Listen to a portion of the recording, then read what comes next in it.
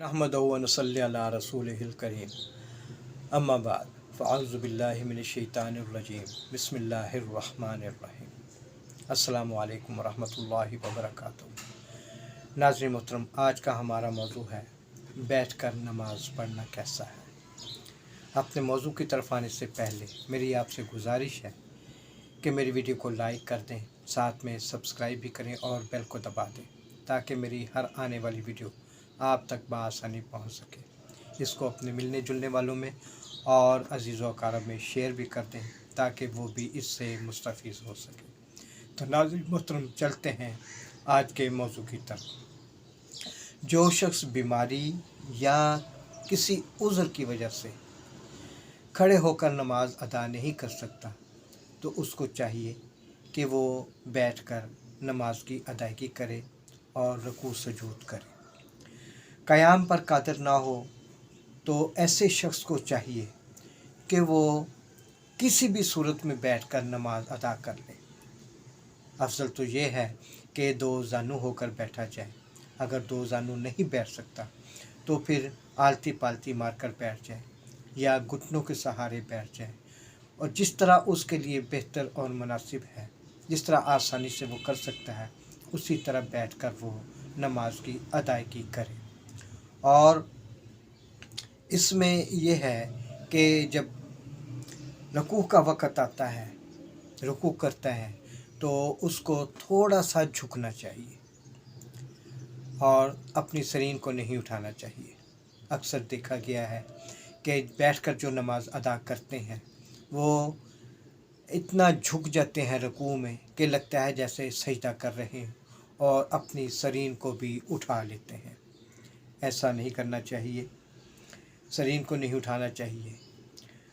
अगर मरीज़ सीधा बैठने पर कादिर नहीं और किसी दीवार या किसी तकिया या किसी और चीज़ के सहारे बैठकर नमाज बैठने पर कादिर है तो उस पर फ़र्ज़ है कि उसी सहारे से बैठकर नमाज की अदायगी करे। उसके लिए किसी और तरीके से नमाज पढ़ना जायज़ नहीं है। यानी अगर वो ये सोचे कि मैं लेट कर नमाज़ पढ़ लूँ तो ये ऐसा नहीं। अगर वो बैठ कर किसी सहारे से भी बैठ कर नमाज़ पढ़ सकता है तो पढ़ ले। अगर क़याम रुकू या सजूद से आजिज़ है और बैठने पर कादिर है तो बैठकर इशारा से नमाज पढ़ ले। और इशारा के हकीकत सर को झुका देना है। सर को सजदा का इशारा रुकू से ज़रा ज़्यादा कर ले। रुकू थोड़ा सा किया है तो सजदा ज़रा ज़्यादा कर ले। रुकू और सजूद अगर बराबर करेगा तो उसकी नमाज सही ना होगी। नाज़रीन मोहतरम, अक्सर देखा गया है कि आजकल मस्जिदों में कुर्सियाँ रखी होती हैं और उस पर बैठकर नमाज अदा की जाती है। सबसे पहले तो ये सोच लें, समझ लें कि ये गैर मुस्लिमों का शेवा है। ईसाई लोग अपने गिरजाघरों में कुर्सियों पर बैठकर इबादत करते हैं और अच्छे खासे चलते फिरते आते हैं। घर से अगर निकले हैं तो नमाज़ पढ़ने के लिए तो मस्जिद में आ जाते हैं, लेकिन मस्जिद में दाखिल होते ही वो मस्जिद में कुर्सी ढूंढने लगते हैं। हालांकि कुर्सी का कोई मस्जिद के साथ ताल्लुक़ नहीं है। मस्जिद में कुर्सी जो है ये नहीं होनी चाहिए। बैठकर नमाज पढ़ने से, अगर खड़े होकर नमाज पढ़ेंगे तो नमाज का पूरा सवाब मिलेगा, पूरा अजर मिलेगा। और अगर बैठकर दोशानू बैठकर आप नमाज की अदायगी करेंगे तो उसका अजर आधा रह जाता है। अगर यहाँ पर ये मयार है तो फिर कुर्सी पर क्या मिलेगा। और कुर्सी के आगे तख्ते लगाए होते हैं जिन पर सजदा किया जाता है। सजदे का ताल्लुक़ ज़मीन से है, ज़मीन के साथ, किसी तख्ते के साथ नहीं है। और फिर नाज़रीन मोहतरम, सजदा भी करते हैं कुर्सी पर बैठकर तो हाथ आगे निकाल लेते हैं जैसे कि ज़मीन पर रखे होते हैं, ये भी कोई ज़रूरी नहीं है।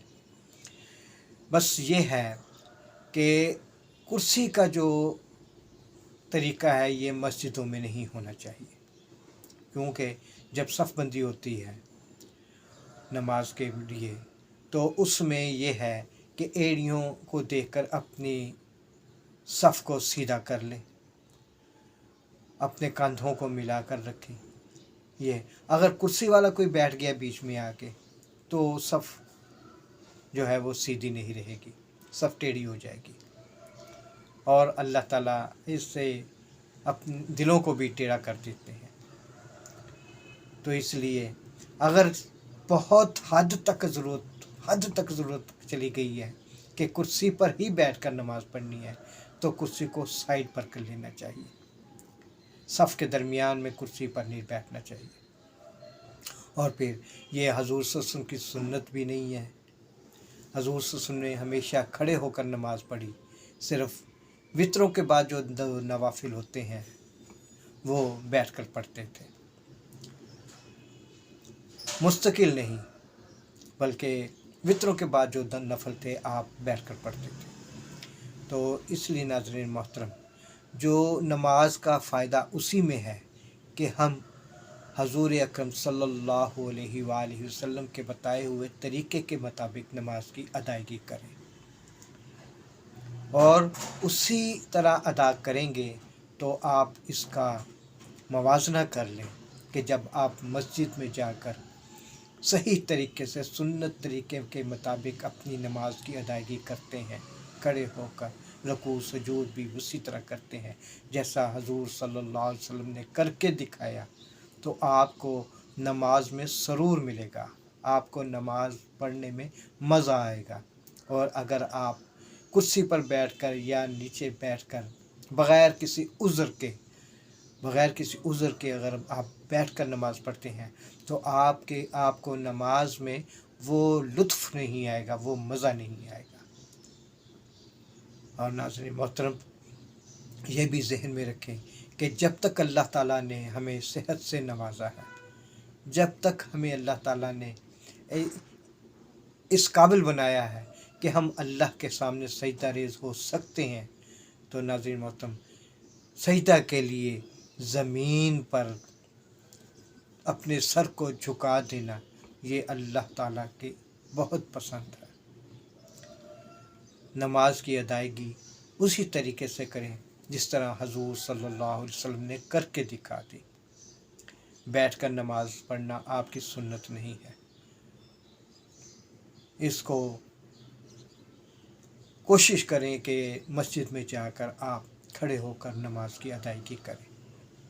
बहुत माजूर हों या आजिज़ हों तो फिर बैठकर नमाज अदा करें, वो भी दो शानू होकर बैठें, ये बेहतर है।